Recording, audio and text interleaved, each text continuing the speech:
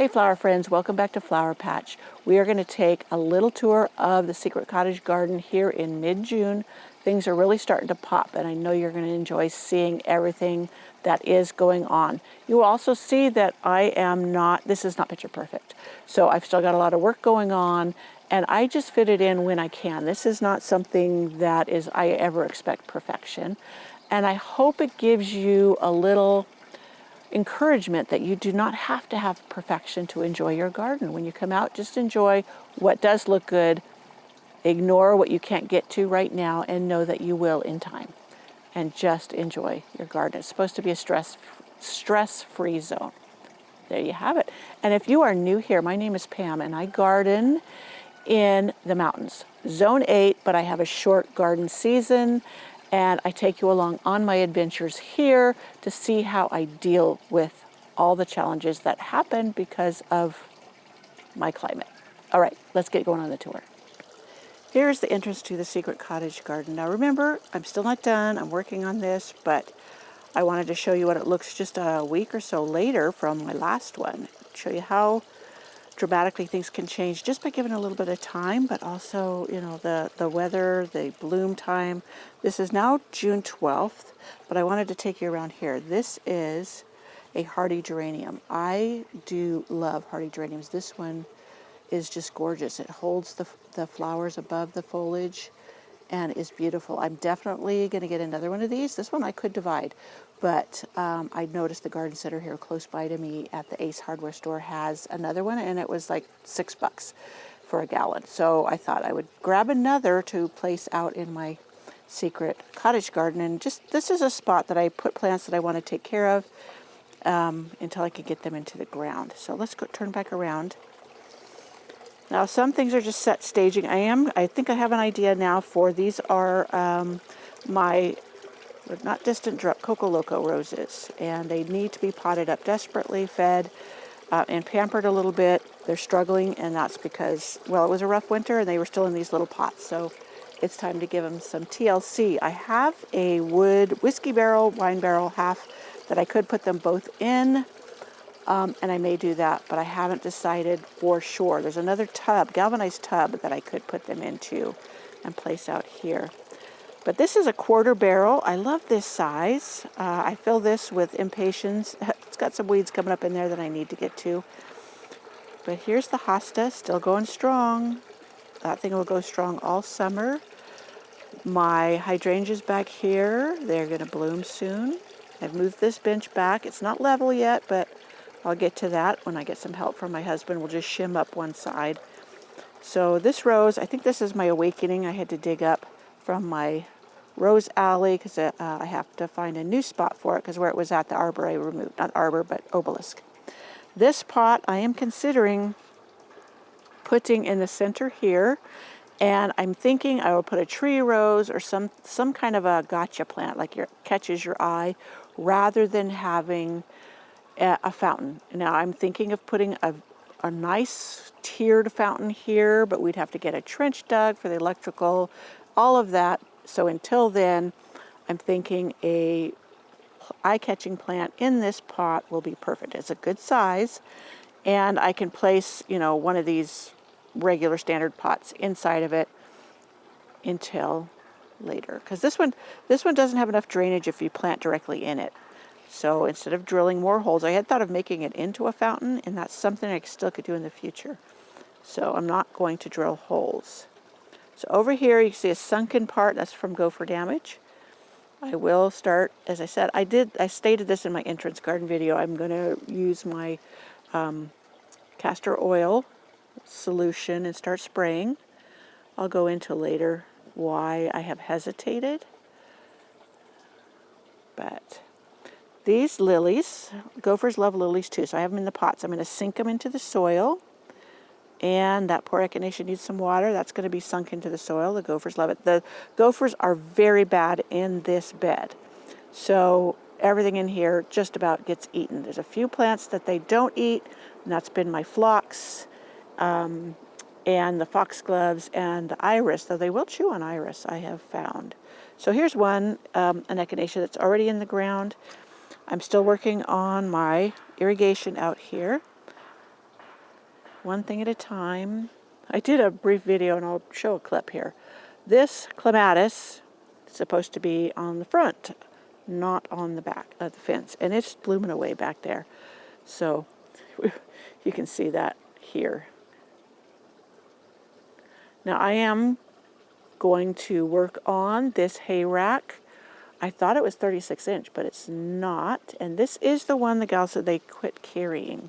The one, no, maybe they do have that one. I'm going to take a picture of it and go back because I want another one of the same size to put over there. And I do want my husband to put up some more of this lattice because even though it's got big holes, you can see how much it would help block the view down there to my neighbors because they're below us because we are built on a hill. Look at my little, let me see if I can zoom in. Zoom in for that little birdie so you can see him. It's a him. Whoop, there he went. Okay, I'll zoom back out. But anyways, more things are blooming back here since we visited last. This iris, I do believe, is freshly bloomed. This is my Starship Enterprise, which I have a bunch of these over by the studio patio, the Primrose Cottage patio. This bench is still not in its proper place, but I'm going to have to move my larkspur. Well, I'm going to have to remove. They don't transplant well unless they're tiny, tiny babies. I've got some new flagstone lane, and I need to plant. I've been using the elfin thyme, which seems to be working well between the pathways and for it to fill in so the weeds don't grow. Now, this is the tub I was talking about that I may put those 2 Coco Loco roses in until they get a little bit bigger. That'll just be more room for them, but they're protected from the gophers. I do have more gopher cages, though, that I am getting. Now, this is my red campion. It's still blooming great. It's been blooming since the end of May, and it's going strong. And I'll show you, well, here's the one iris that I had a whole patch of over, and I'll show you later where that's at as we go over there. And the gophers ate them over the winter, but not this one. So even though this one is in front of the bench, I'm glad it's here because I will dig it up after it's bloomed, 6 weeks after it's bloomed, transplant it over in another spot. But back here, my bobo hydrangeas are coming along. They're still leafing out. They had to go through quite a shock getting moved.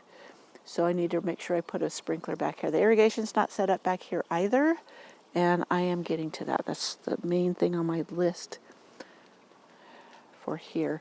Now this iris is doing great here. It's starting to flop a little from the thunderstorms we've been getting.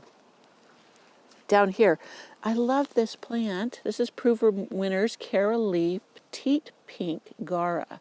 Now, this is not my original. My original is over in the bed that I said that the gophers were really bad in, and that one's gone. Now, it has lived 2 winters already before this winter, so I think the gophers ate it, and not that it was not hardy there. So look at this. This is my Phyllis hardy geranium. I told you earlier I have a thing for hardy geraniums, and I will, as I promised before, get a video of how I build a little support for this so it keeps it more upright instead of sprawling.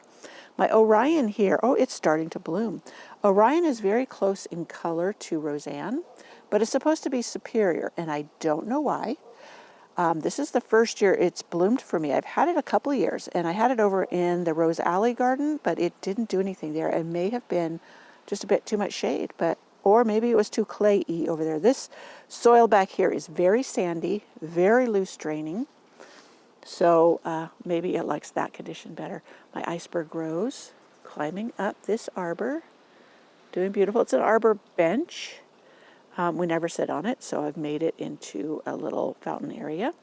And in front of it, the rose, this is from Heirloom Roses. Well, actually, the iceberg was too, but this is one of their own selections. I think it's called Portlandia. And so it's beautiful. Those are own root. They are in pots so that it would protect them from the gophers, because I had them planted here. They did nothing, my poor tomatoes. I don't know what I'm going to do with these. I had given away a bunch. And, oh, that one's a black cherry. Maybe I'll plant that somewhere soon. My Colette took a beating from the needle nose beetles, but it's still beautiful. Look at that. But you can see the little pricks where they did to it. Look at this one. You can really see it on that one. But I need to deadhead it, give it a good feed, keep it watered, and it will continue to bloom. I'm hopeful for it. This garden bed had a lot of things in it, and the Gophers, this is where they devastated the whole patch of iris I was telling you about that was right there. It was a massive patch, and it's basically gone except for those few pieces. So in here, there was a lot of things that they just ate. But look at this, they didn't devastate this iris. Isn't that beautiful? I love that peach with the lavender along the edges. Back there is one of my delphiniums. Now I will say they ate two big delphiniums, my purple passion, and I had a cobalt blue. And they both are gone. So down here I planted my this is this is one of my seeded petunias, and then they're not looking great, and I see a mound running through here. So the Gophers, they don't usually eat the petunias, but they may have undermined them down there. Now here's a project I'm working on. You see this? This is common buckwheat, and it helps to the soil. It helps to build your soil. Now this, like I said before, this is sandy soil back here, so it needs some help. So I'm going to grow it in patches. I will not let it go to seed here. I will just cut it as it grows and lay it on the ground as a green manure, green mulch, and help it. It will help the soil. My lemony lace elderberry back there. I saw, Erin at Impatient Garden. She used this in a container. And I thought, what a great idea. And I was looking for another one today and I didn't find it, but I've got lots of garden centers I can visit and I want to find another one and possibly do that. I could do that in the centerpiece. That would be gorgeous. But anyways, you can see my little DIY greenhouse back there. I've got the door on now. Slowly but surely. I have too many projects. I have to go from project to project, and somehow I don't finish any one right away. But it will get done. I'm just enjoying the process. Trying to avoid comparison syndrome. I look at others who have theirs all done. Oh, look at here. See, I have to put out my new Saturday lime. That is what these ants make nests under my stepping stones, and those things bite. So don't think they're something that isn't a problem. But I wanted to show you, this is my Oxalis. This is decorative Oxalis, and the really pretty pink blooms. Now, yes, I have other Oxalis right next to it. That is a weed that gets pulled up. But this, I've been nurturing along. It was given to me by a friend. I have not seen it in garden centers. And so I love it. It's great along the front of the border. But here's my Supreme Sultan. I have this up front as well. So that iris got knocked over. I'll have to cut it back. It was pretty much done blooming, and that's the patch that's over by the studio cottage. But look at this one. This is similar to the one over by the little tool shed, but this one is more blue than purple. The other one is much more purple, or lean toward the red. But here's one of my geraniums I overwintered in the greenhouse. I was shocked that it made it. There's two. That orange is gorgeous. I'm going to have to put that in a pot by itself. I just stuck a bunch in here in the fall to overwinter in the greenhouse rather than having a bunch of little containers. This is another red campion. So we're at lilies. I have more lilies in the basement. I've got to get out. So I need to get out here and get to work instead of videoing, but I wanted to share with you this. How it looks. This is the June 12th. And I gave you before, earlier. So this boxwood has been amazing. I got it from a friend. She had it inside her office. It was dying. She didn't know why. Well, boxwoods, for one thing, are not meant to be indoors. And she gave it to me, and I don't know what variety it is, but it has been a stellar performer in our rough, hard, heavy snow winters. It comes through it. Sometimes it's a little bent, but then all of a sudden it just snaps back into shape. And I love it. And I have also Winter Gem, which it does okay, but it seems to sustain more damage in our winters. So what I have been doing, and I have a whole video on it, is I have been taking cuttings of this one to root to put around my garden for evergreen interest in the winter. Not that we see the ground because the snow's covering it, but it is what it is. Now these roses, these climbing roses along this back area, I gave a hard prune. Usually they are covering this whole lattice and they are blooming by now, but the heavy snows again snuck up on us. I didn't get it tied in and restrained, and so I had to start from scratch. So I cut it way back. So you can see in this garden bed down here, I have planted this rose into the ground. The roots will go down through the holes in the pot, and that's to protect it from the gophers. So this echinacea right here, I have in a gopher cage, so they cannot eat it. And they are an investment, but as much damage as I have sustained from the gophers, it's going to be worth the little bit. I just buy some here and there as I go along. So I've got a lot of plants to get in the ground still, but it's coming. It's coming along. So this is the progress you see as of now. And my little fountain, I just got to show you this. The hummingbirds have found it, and they have been bathing in it in the morning. I keep saying I'm going to set up the camera and get video of it. So I hope you enjoyed this video. Please give it a thumbs up. That helps me greatly on YouTube so that others may see my garden too. And come on back when I share more of my garden adventures. I'm going to share planting up that hay rack with beautiful plants.